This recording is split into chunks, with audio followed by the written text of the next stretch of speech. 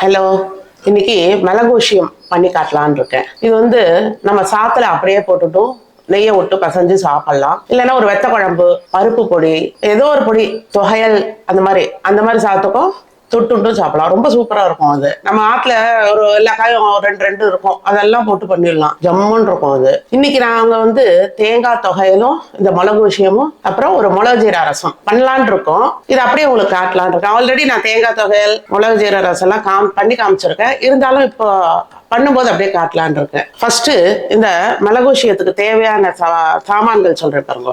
இப்போ பாருங்க, நான் எல்லா வெஜிடபிளும் போட்டிருக்கேன். பூசணிக்காய் துளி இருந்தது, 2 பீன்ஸு, அப்புறம் ஒரு 2 கத்திரிக்காய், வாழைக்காய், சேனை, வெள்ளரிக்காய், புடலங்காய், அது மாதிரி ஆற்றுல இருந்த காயெல்லாம் நறுக்கி அதெல்லாம் போயிட்டு ஜலத்துல போட்டு வச்சிருக்கேன்.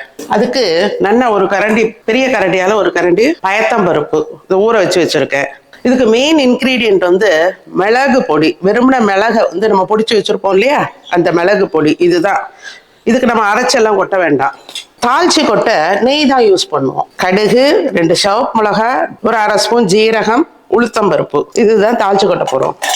அப்புறம் மஞ்சப்பொடி, பெருங்காயம், உப்பு, கருவேப்பிலை, கொத்தமல்லி, கொஞ்சம் கடைசியில இந்த தேங்காய் கொஞ்சோண்டு இதுல இருந்து வறுத்து போடலாம். அவ்வளவுதான் இதுக்கு தேவையான சாமான்கள்லாம். இப்போ நான் இதை அப்படியே டைரக்டா நம்ம குக்கர்லயே வச்சுடலாம். குக்கர்ல ஒரு செப்பரேட்டர் பாத்திரம் வச்சிருக்கேன். அது உள்ள இந்த பெருங்காயத்தை போட்டிருக்கேன். ஒரு 1/4 ஸ்பூன் மஞ்சப்பொடி, அப்புறம் இந்த ஊற வச்ச பருப்பு, அடுத்து இந்த வெஜிடபிள் எல்லாம் போட்டுடலாம்.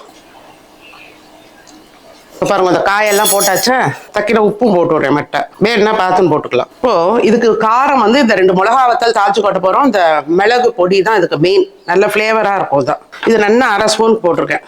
மட்டை ஜலம், இதே கரிகாவே ஜலம் விட்டுக்கும் இல்லையா. இப்போ இதை வெயிட்டை போட்டுருவோம்.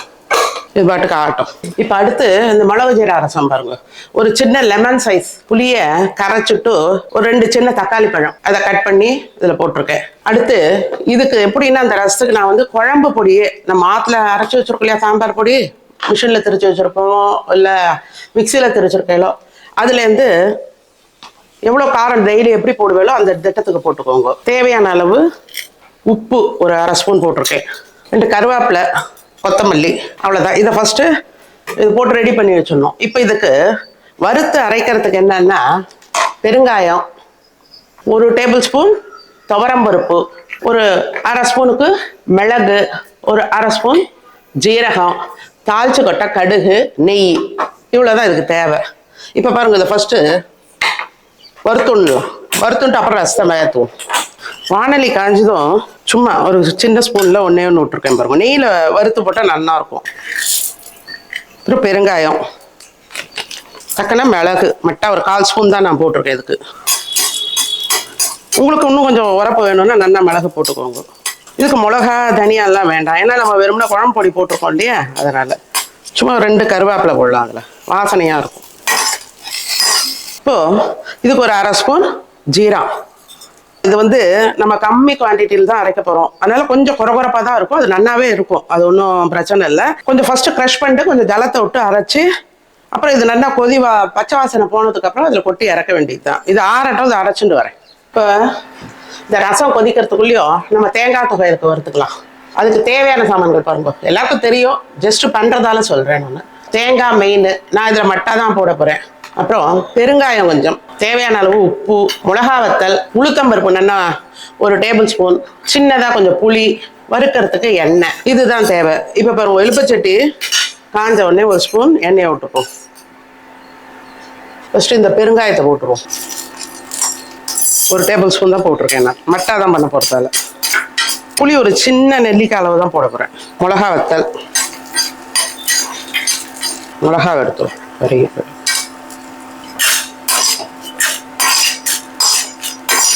இது ஆறட்டும், ஒரு 2 நிமிஷம் ஆறின உடனே அரைக்கலாம். இப்போ அதுக்குள்ளே இந்த ரசம் பாருங்க கொதிச்சு கொடுத்து நல்லா புளி வாடை போய் தக்காளி பழமும் இருக்கு. இப்போ பாருங்க, கொஞ்சம் குறப்பாக தான் அரைச்சிருக்கேன், அப்படிதான் வரும். இதில் விட்டுருவோம். விட்டுட்டு இது ரொம்ப நேரம் கொதிக்கணும்னு அவசியம் இல்லை. நம்ம இதில் ஜலத்தை எவ்வளோ வேணுமோ அந்த அளவுக்கு வெளா வைக்க வேண்டியது தான், அந்த புளி திட்டத்துக்கு. இப்போ பார்த்தீங்களா, சும்மா அப்படியே ஜஸ்ட் ஒரு கொதி வந்தால் போதும், அவ்வளோதான். ரொம்ப நேரம் கொதிக்கக்கூடாது, கசக்கும். இதை அலம்பி நல்லா எவ்வளோ வேணுமோ ஜலத்தை விட்டுரும், அவ்வளோதான். ரசம் ரெடி. இது பொங்கினதும் தாளிச்சு கொட்ட வேண்டியது தான். இந்த பாருங்க, ரசம் பொங்கி வந்து கொடுத்தா இதை அணைச்சிட வேண்டியதுதான், கொதிக்க வேண்டாம். அணைச்சுட்டேன். இனிமேல் இதுக்கு நெய்யில் தாளிச்சு கொட்டிட்டோம்னா நல்லாயிருக்கும். இப்போ அதுக்குள்ளேயும் இந்த தொகையலுக்கு அரைச்சுன்னு வந்துடுறேன். ஃபஸ்ட்டு பாருங்க, இந்த வறுத்த சாமான்லாம் அதில் போட்டுருவோம். இப்போ இது ஃபஸ்ட்டு க்ரஷ் பண்ணிட்டு வந்துடுறேன். இப்போ பாருங்க, அந்த சாமான்லாம் க்ரஷ் பண்ணியாச்சு. அடுத்து இதுக்கு தேங்காய் போட்டுருவோம். ஆல்ரெடி நம்ம இந்த உப்பு இந்த சாமான்லாம் க்ரஷ் பண்ணியாச்சு. இந்த தேங்காய் விட்டு வேணும்னா மட்டா ஜலம் விட்டுக்கோங்க.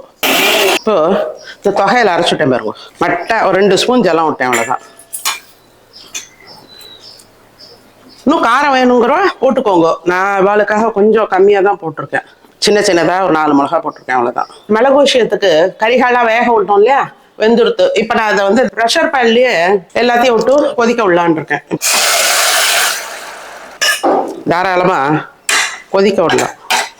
மட்டா ஜலம் வச்சோம்னா இந்த மாதிரி திட்டமாக இருக்கும் ஒரு கூட்டா. இது ஒரு கொதி வரட்டும். இப்போது தாளிச்சு கொட்டிடலாம். ரசத்துக்கும் இந்த கூட்டுக்கும் பச்சையாக 2 கருவேப்பிலையை போடுறேன். சப்போஸ் நீர்க்கா இருந்ததுன்னா சொட்டு அரிசி மாவை கரைச்சி அதில் விட்டுருங்க, 1 ஸ்பூன் விட்டாக்க சேர்ந்த மாதிரி இருக்கும். இதுவே நல்லா இருக்கு பாருங்க. இப்போ இதை நான் இறக்கி விட்றேன். இப்போ தாளிச்சு கொட்டுறேன். இப்போ இதுக்கு நெய்யில் தான் தாளிச்சு கொட்டணும், தேங்காய் எண்ணெய் வேண்டாம். ரொம்ப நல்லா இருக்கு நெய்யில் தாளிச்சு கொட்டும் போது. ஒரு சின்ன ஸ்பூன் விட்டுருக்கேன் பாருங்க, துளியோண்டு. கடுகு, மிளகா 2 வாசனையாக இருக்கும், 2 உளுத்தம்பருப்பு, ஜீரகம், அவ்வளோதான். இதில் கொட்டிடு. அடுத்து இதுக்கு ஒரே 1 ஸ்பூன் நல்லா இருக்கும். இந்த தேங்காவை வேணுங்கிறவா போட்டுக்கோங்க, அவசியம் இல்லை, நல்லா இருக்கும். நான் இதை ஒரு டேபிள் ஸ்பூன் தான் போட்டிருக்கேன் இதில். இதை பாருங்க, இதை ஒரு வறுத்து போட்டுடலாம் அதில். இப்போ இதில் எடுத்து போட்டுருவோம் இதை. அடுத்து இப்போ ரசத்துக்கு தாளிச்சு கொட்டி விடுறேன். நெய் வேணுங்கிறவா நெய் விட்டுக்கோங்க ரசத்து தாளிக்க. நான் இன்னைக்கு எண்ணெய் தான் போதும்ட்டாவா. நெய்யில் விட்டேன்னா மனமாக தான் இருக்கும் நல்லா. அவ்வளோதான். இதே இதில் தாளிச்சு கொட்டிடும். இதெல்லாம் இந்த தொகையல் தொட்டுக்கிறதுக்கு மிளகு விஷயம், மிளகு ஜீரா ரசம் ரெடி. இன்றைய சமையல் இதுதான். ரொம்ப சூப்பராக இருக்கும். இந்த மிளகு விஷயம் பண்ணி பாருங்க எல்லாருமே. நல்லா அந்த நெய் மணத்தோட அதோட ஃப்ளேவரே வெறும் மிளகு தானே போட்டிருக்கோம் இல்லையா. இன்னும் கூட நல்லா பச்சை வாசனை பிடிக்கிறவா என்ன பண்ணுவோம், இப்போ இந்த ஸ்டேஜில் கொஞ்சம் குறவரப்பா அது அப்படியே போட்டேன்னா இன்னும் கூட அந்த ஃப்ளேவர் நல்லா இருக்கும். எல்லாரும் இந்த மிளகு விஷயம் ட்ரை பண்ணி பாருங்க. ஆஸ் யூஷுவல் நம்ம தேங்காய் தொகையல் மிளகு ஜீரா ரசம்லாம் எல்லாரும் பண்ணுவேன். இந்த மிளகு விஷயத்தை ட்ரை பண்ணி பாருங்க, ரொம்ப ஜோரா இருக்கு. என்னோட வீடியோஸ்லாம் பிடிச்சிருந்தா லைக் பண்ணுங்க, ஃப்ரெண்ட்ஸ் அண்ட் ரிலேட்டிவ்ஸ்க்கு ஷேர் பண்ணுங்க, சப்ஸ்கிரைப் பண்ணாதால சப்ஸ்கிரைப் பண்ணுங்க. தேங்க்யூ.